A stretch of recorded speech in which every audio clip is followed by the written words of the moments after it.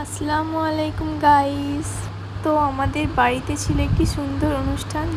তো সকালে আমরা খেয়েছিলাম লুচি এবং আলুর দম। তারপর লাঞ্চের টাইম হয়ে গিয়েছিল, আর সেখানে মেনুতে ছিল লবণ, লেবু, মিনারেল ওয়াটার, ভাত, বেগুনি, ডাল আর মৌরলা মাছের টক, পেঁয়াজ পোস্ত, চিকেন। আর এখানে একটা কাকু আমাদের খাবার সার্ভ করছিল।